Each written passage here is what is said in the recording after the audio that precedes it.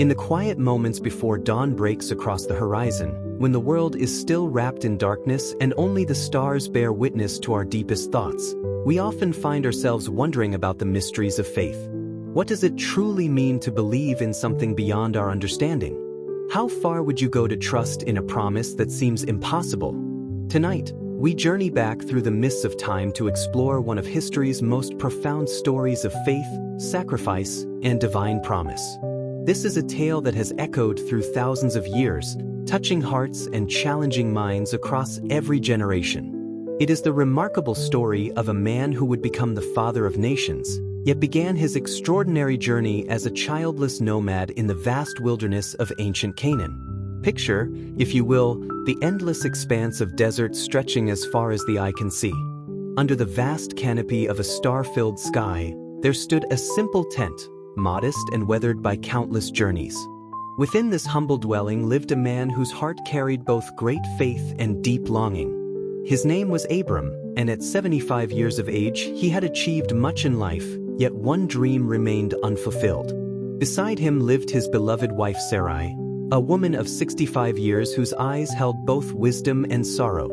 For decades, they had hoped and prayed for the blessing of children, yet their arms remained empty. In their time, children were not merely a joy but a necessity, a promise of continuity and blessing from the divine. Without children, who would carry on their legacy? Who would remember their names when they were gone? Night after night, Abram would step outside his tent and gaze upward at the countless stars scattered across the darkness like diamonds on black velvet. Each twinkling light seemed to mock his childless state, yet also whispered of possibilities beyond human understanding. It was during one such night, when the moon cast its silver glow across the desert landscape, that the impossible happened. As Abram stood beneath the celestial dome, lost in thought and prayer, a voice spoke to him. Not an earthly voice, but something that seemed to emanate from the very fabric of creation itself. The presence was unmistakable, overwhelming, yet filled with warmth and love. Abram, the voice called, gentle yet commanding. Look up at the stars. Can you count them? Abram's eyes swept across the infinite expanse above him. Stars beyond number twinkled in the darkness, more than any human could ever hope to count. The sight was both humbling and magnificent. Your descendants, the voice continued, will be as numerous as these stars, as countless as the grains of sand on the seashore. The words hung in the air like a sacred promise, yet Abram's human heart struggled with doubt. How could this be? He was 75 years old, and Sarai was 65. They had tried for decades to have children, and now, in their advanced years, such a promise seemed impossible by any earthly standard. But Lord, Abram whispered into the night air, his voice carrying both reverence and confusion, I have no son. How can this promise be fulfilled when I have no heir to carry on my name? The response came not in words but in a deep, abiding sense of peace and certainty. God had spoken, and his promises, though they might seem impossible to human understanding, were as certain as the rising of the sun. Abram was called to trust, to have faith beyond what his eyes could see or his mind could comprehend. This divine encounter marked the beginning of a covenant, a sacred agreement between the Creator and his chosen servant. God promised that Abram would become the father of many nations, that kings would descend from his lineage, and that through his family, all the nations of the earth would be blessed. It was a promise that would echo through eternity, shaping the destiny of countless generations yet unborn. But promises, even divine ones, often come with periods of waiting that test the very foundations of our faith. Years passed after that starlit encounter, and still, Sarai's womb remained closed. Each month brought renewed hope followed by familiar disappointment. Each passing season seemed to make God's promise more impossible rather than less. Sarai watched other women in their community celebrate the births of their children while her own arms remained empty. The weight of her barrenness pressed upon her heart like a stone. In their culture, a woman's worth was often measured by her ability to bear children, and Sarai felt the sting of that judgment with each passing day.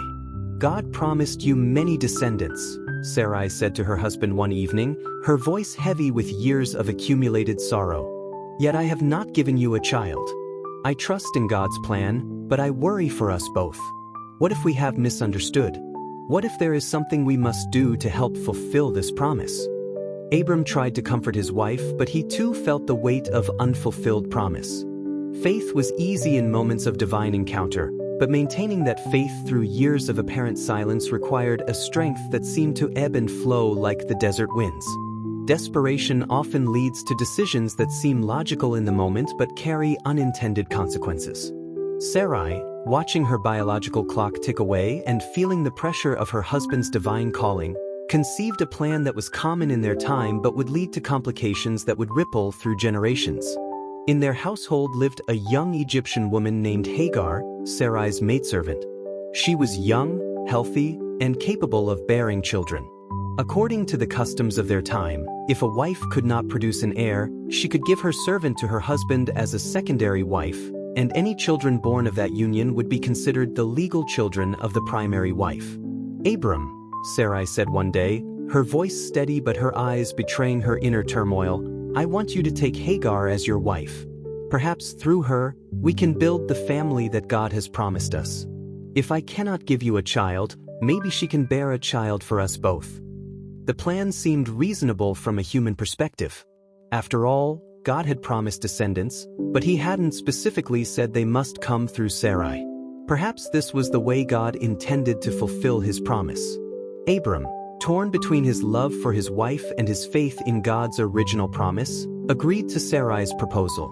Hagar became pregnant, and for a moment, it seemed as though the long wait might be over. But the joy was short-lived, replaced by emotions that none of them had anticipated. As Hagar's pregnancy progressed, the dynamics within the household began to shift in uncomfortable ways. Hagar, carrying the long-awaited child that Sarai could not provide, began to look upon her mistress differently. Perhaps she felt a sense of superiority, or perhaps she simply carried herself with the pride of a woman who had succeeded where another had failed. Sarai, already vulnerable from years of childlessness, became consumed with jealousy. Every glance from Hagar seemed to carry disdain. Every word seemed to mock her barren state. The very solution she had proposed now tormented her daily. "Look at how she treats me," Sarai complained to Abram, her voice filled with bitterness. "She looks at me with contempt, as if she is now the important one in this household. I cannot bear this treatment in my own home." The tension in the household became unbearable. Sarai's jealousy transformed into harsh treatment of Hagar.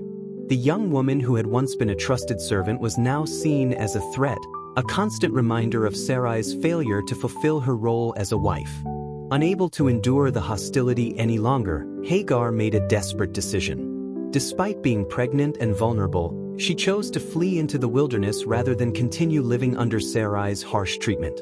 She gathered what few possessions she could carry and disappeared into the vast, dangerous desert that surrounded their camp.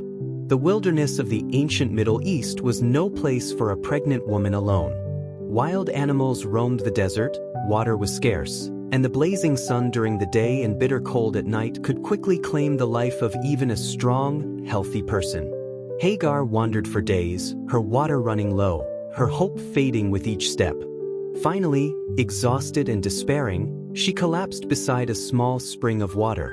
As she sat there, her hand resting on her swollen belly, tears streaming down her face, she wondered if she would die in this desolate place. Would her unborn child ever see the light of day? Had she made a terrible mistake in running away? It was in this moment of deepest despair that the miraculous occurred. An angel of the Lord appeared to her, a divine messenger sent to comfort and guide her in her darkest hour. "Hagar," the angel said, his voice filled with compassion and authority, "servant of Sarai, where have you come from, and where are you going?" Through her tears, Hagar replied, "I am fleeing from my mistress Sarai. I cannot bear the harsh treatment any longer." The angel's response was both comforting and challenging. "Return to your mistress and submit to her authority," he said gently.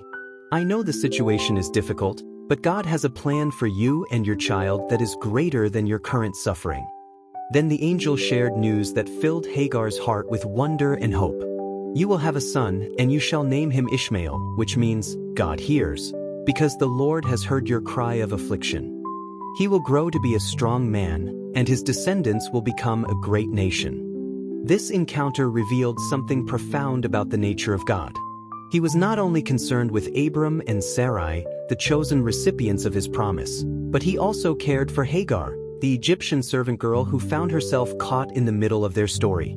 God heard her cries, saw her suffering, and had a purpose for her life as well. Filled with renewed strength and hope, Hagar returned to Abram's household. She gave birth to a son, just as the angel had promised, and they named him Ishmael.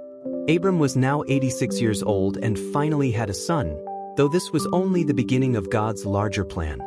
13 more years passed, and Abram was now 99 years old. Despite having Ishmael, something in his heart told him that God's promise was not yet fully fulfilled. The boy was growing strong and healthy, but there remained a sense of incompleteness, as if the story was still unfolding. It was then that God appeared to Abram again, this time with even greater promises and a new level of covenant commitment. "I am God Almighty," the divine voice proclaimed. "Walk before me and be blameless. I will establish my covenant between me and you, and I will multiply you greatly." As God spoke, Abram fell on his face in worship, overwhelmed by the presence and power of the Almighty.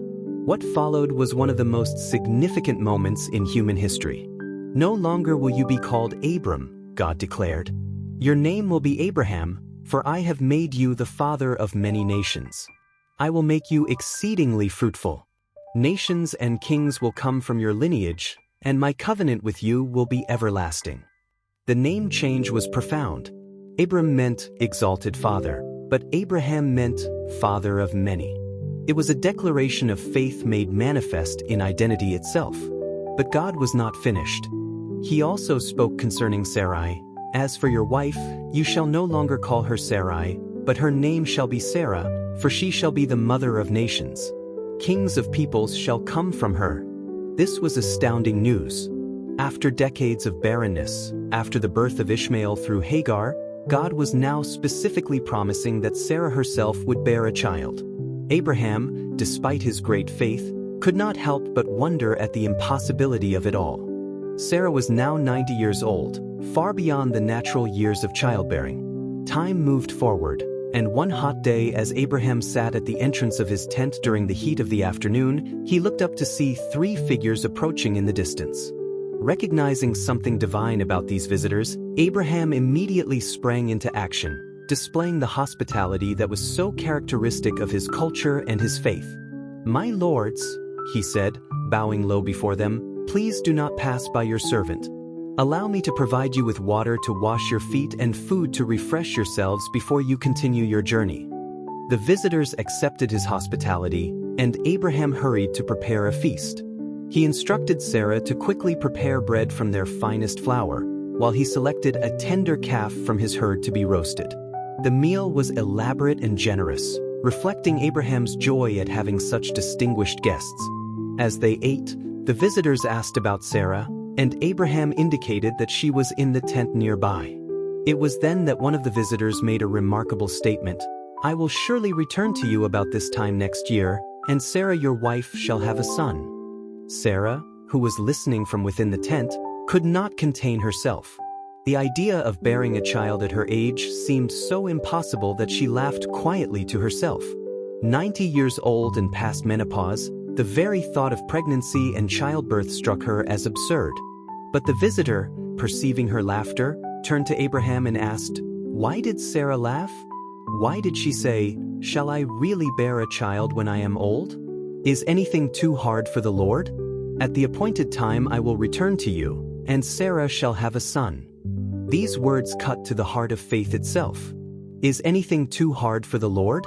The question challenged not only Sarah's doubt but also the limitations that humans place on divine power. What seems impossible to us is merely another expression of God's limitless ability to work beyond natural constraints. As the months passed, the impossible became reality. Sarah's body, decades past its childbearing years, was renewed by divine power. Her womb, closed for so long, was opened by the hand of God. She conceived and carried a child, experiencing all the wonder and discomfort of pregnancy at an age when most women are grandmothers or great-grandmothers. When the time came for delivery, Sarah gave birth to a healthy son, just as God had promised. The joy that filled Abraham and Sarah's hearts was beyond description. After decades of waiting, after years of doubt and struggle, God's promise had been fulfilled in the most miraculous way possible. They named their son Isaac, which means laughter, a name that carried deep significance. Sarah had laughed in disbelief when she first heard the promise, but now her laughter was transformed into joy. "God has made me laugh," she declared, "and all who hear about this will laugh with me. Who would have said to Abraham that Sarah would nurse children? Yet I have borne him a son in his old age." Isaac brought immense joy to his elderly parents. Abraham, now 100 years old, delighted in teaching his son about the God who had made such incredible promises and had proven faithful to fulfill them. He instilled in Isaac the importance of faith, obedience, and trust in divine providence. The boy grew strong and healthy, bringing laughter and light into their household. For Abraham and Sarah, Isaac represented not just a son, but the visible proof of God's faithfulness, the beginning of the fulfillment of the promise that Abraham's descendants would be as numerous as the stars in the sky. But the greatest test of Abraham's faith was yet to come. When Isaac had grown from a baby into a young man, perhaps in his teens or early 20s, God spoke to Abraham again. This time, however, the message was not one of promise and blessing, but of sacrifice and surrender. "Abraham," God called, and Abraham responded as he always did, "Here I am, Lord."